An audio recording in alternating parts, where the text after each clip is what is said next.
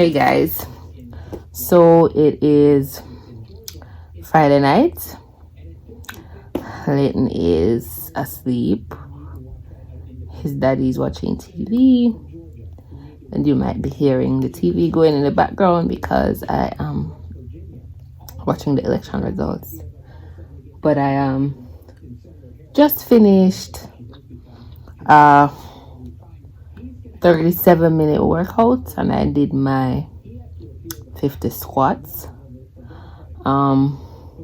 Today did not go as planned. I was hoping to actually get some work done. Today is one of my research days, but I ended up spending pretty much the entire day doing teaching stuff. Meeting with students, prepping for a class that I have tomorrow, and I was getting ready to do some more work when I looked at the time, and I realized that it was after 7 p.m. I had spent an entire Friday pretty much at my desk. My son was with his dad, and it was a beautiful day outside. I knew that the temperatures was going to be good. It would have been a good day for a walk. Wanted to take Leighton for a walk, and before I knew it, it was dark, and I was still at my desk.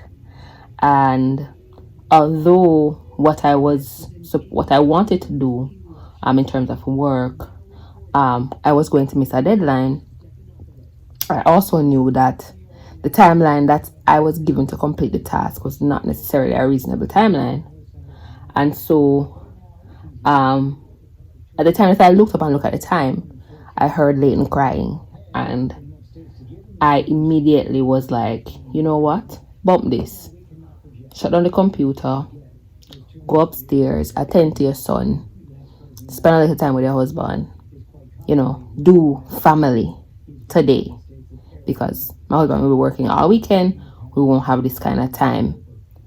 And it just caused me to reflect on something that I've been struggling with since I returned to work, having had Leighton, and it is learning to say no, and when expectations are unrealistic, to actually communicate that the expectations are unrealistic because there are other priorities to focus on, like family.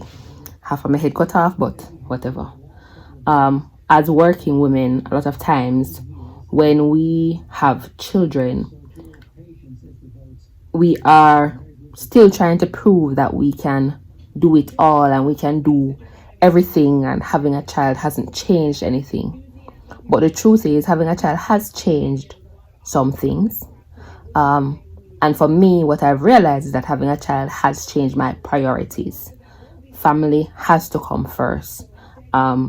There are some times that I will make the sacrifice and, try to get something done work-wise, but it cannot be the norm.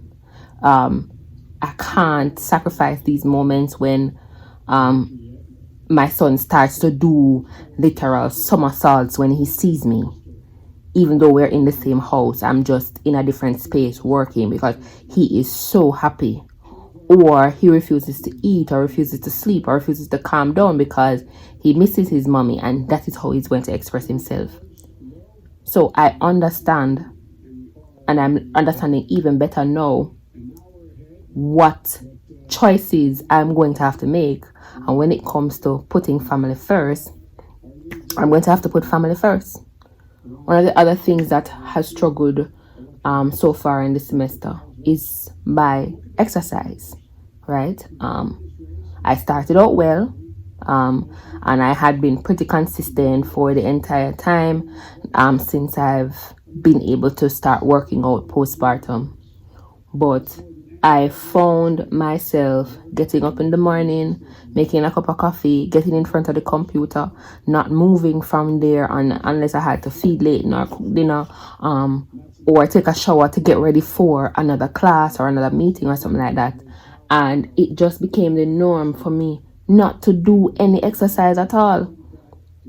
And This went on for probably a good month, and it was me taking stock when I saw the 50 squat challenge, and I said to myself, you know what? I am going to start over. I'm going to use this challenge as my opportunity. I'm going to hold myself accountable. I'm going to do those 50 squats every day. But in addition to doing the 50 squats every day, I'm also going to ensure that I get some exercise. Might not be every day, but I have to make sure that I'm pretty consistent. So I can't tell you that I'm going to work out 4 days a week or 5 days a week. But guess what? I'm going to try to find some time to make sure that I am attending to myself, my body, my health, my mental health, because I find that I do feel good after I work out. I do feel good after I get some exercise. And so tonight, and this is the second night that I'm working out late at night, because last night I worked out after I finished teaching at 9 p.m. Tonight, I worked out after Leighton fell asleep. So after Leighton fell asleep, I could say to his daddy, you know what, give an eye on him. Let me go and get a little half-hour workout and do my squats. Yes, I could have just done the squats and, satisfy the challenge. But the truth is, I feel like this is giving me an opportunity to kind of take stock of where I am and make some choices about where I want to be when it comes to my health. And so I've decided to make this choice. So for all the working mommies, even if you're not an academic, who, like me, is working from home and, you're dealing with research and work, but I know that mommies that work, and mommies that, whether you work out of the home or in the home, balance is something that we're all striving for. And it can be so difficult to actually achieve that balance. And so this is really just a message to us all to kind of consider that there's only one of you, right? So whether, for your husband or your partner, if you have a partner, there's only one of you, right? For your children, there's only one of you.